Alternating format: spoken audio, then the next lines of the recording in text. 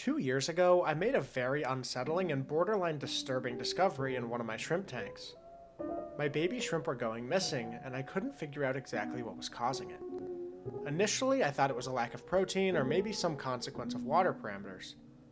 Despite my best efforts to test and then rectify these things, I was at a complete loss. That was until one Saturday morning when I happened to be standing at my tank when the light automatically turned on. And that's when I saw them. Creepy, vicious-looking ambush predators scurrying back into the moss now that they'd been exposed by the light. I finally had my answer.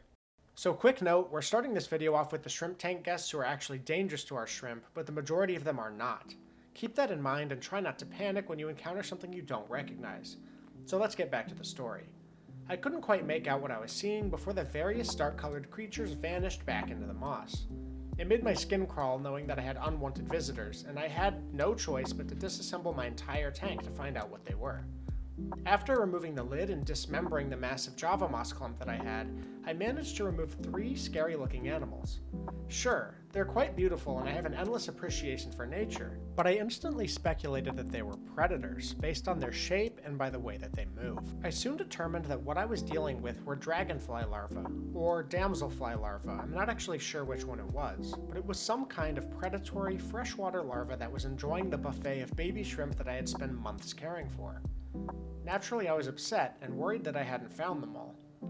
After searching every single square inch of that tank, I finally felt confident that there were none remaining, and I put everything back together as best as I could. That colony ended up recovering, but it took months. So how did I end up with these larvae in the first place, and how can you prevent the same thing from happening to you? When I started that tank, I went to a local koi pond with permission from the owner and took a few cuttings of a prolific pond plant called anacris. I'd been warned before not to use plants from nature, but I didn't know why. I let the plants grow in the cycling tank for weeks and everything seemed fine, so I left them in there. It wasn't until much later that I realized the consequences of my mistake. Apparently, animals like dragonflies lay their eggs by injecting them into the stem of plants. Turns out, this is exactly what had happened to the plants I'd introduced. So the larva hatched and had begun raining terror on my tank. So your key takeaway here is to be very careful of what you add to your tank. If you're buying from an unknown seller, ask them how their plants are grown. It's best to use plants grown indoors to avoid problems like this. So with the larva out of the way, let's move on to everyone's next most dreaded tank mate, Pleneria. These are luckily very easy to identify by their pointy, triangularly shaped heads. If you see these in your tank, you should take action immediately. They're no joke, and are known to cause harm to shrimp. They will actually push their way into the shrimp and eventually kill them. Both babies and adults alike are subject to danger from Pleneria, so acting fast is important. There are a few products that can really help out in the event that you encounter Pleneria. No Pleneria is probably the most well-known, which I will link in the description. Please keep in mind that no Pleneria will certainly kill Pleneria, but snails may die as well. If you want a product that won't kill snails, you can check out a Planaria Trap, which is also in the description. These are glass tubes that are easy to get into for Pleneria, but very difficult to get out of. This photo from Reddit shows the aftermath of leaving one of these traps in a tank overnight. It may not get all of them, but it can be quite effective when used correctly. I'm sure commenters will mention using dog dewormers like fenbendazole.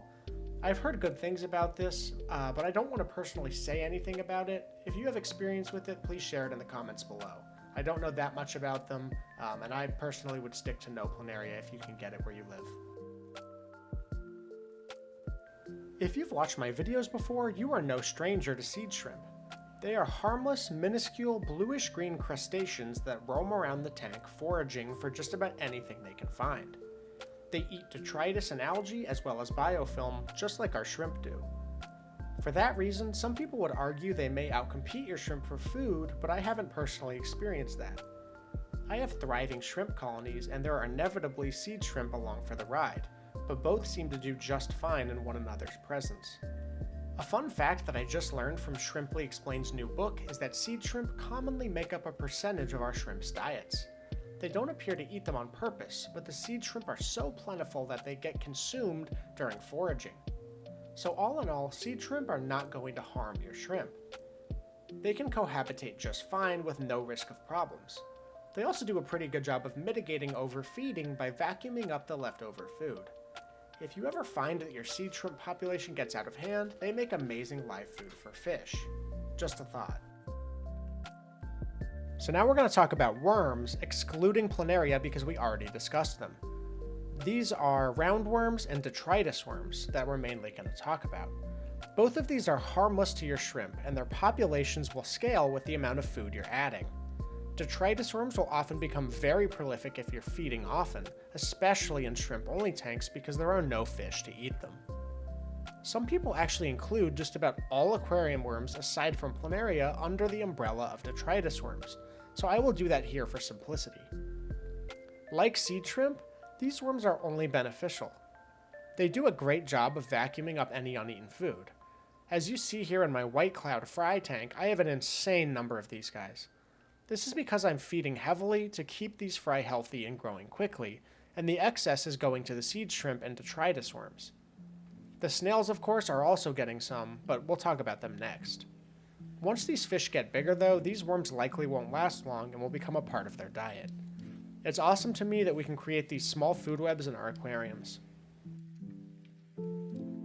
Snails come in all shapes and sizes, but in general, the most common pest snail that comes up in discussions is the bladder snail. Some people also call these pond snails, but regardless, they are extremely fast at reproducing and are an excellent cleanup crew. I'm willing to say that pound for pound, these snails are a much more effective cleanup crew than shrimp are. Bladder snails have also taken on the name pest snails, which makes sense in certain contexts. If you overfeed, you will absolutely notice an impact on the snail population. They will start laying eggs all over the place, and you will quickly find yourself with more snails than you could ever do anything with. You're probably noticing a trend here in terms of feeding levels and tank pests. More on that later. There's a few other snails worth mentioning in terms of being potential pests. Malaysian trumpet snails have a way of getting out of control in certain feeding situations, and the same can be said about ram's horn snails. Malaysian trumpet snails have the benefit of keeping the substrate sifted and moving, which really helps to prevent gas pockets from forming, which could potentially cause issues if they were ever disturbed.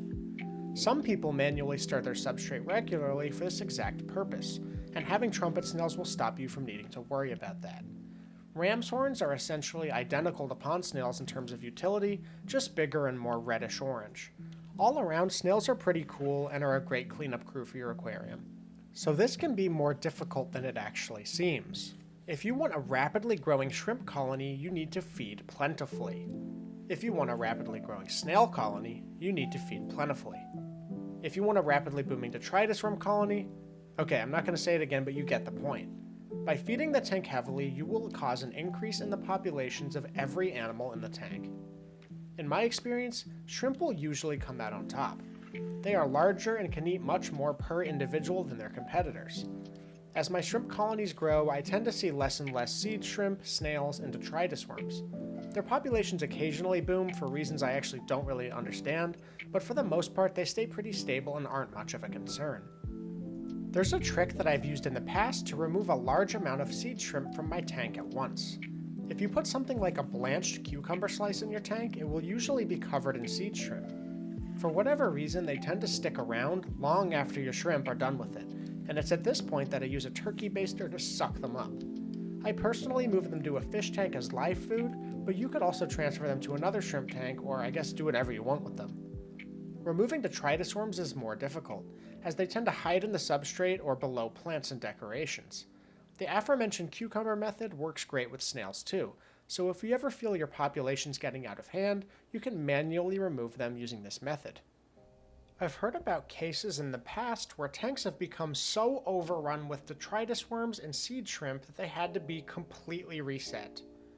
I think this is more common in tanks with gravel substrates, as excess food will nestle deep down in there and become very difficult to remove. This also gives detritus worms a place to hide and reproduce. I have no proof of this being the case, but with my sand substrate tanks, I really don't have that many issues. If you have any experience with this, please let me know down in the comments. There are plenty more animals out there that you could consider pests, but in my experience, these are the most common. I see questions about these in my comments and on forums all the time. If you have any other questions, please comment them down below. Leave a like if you liked it, and subscribe if you want to see more in the future. We're about to hit 2,000 subscribers, and I really appreciate all the support. Hopefully this has helped you, and happy shrimp keeping!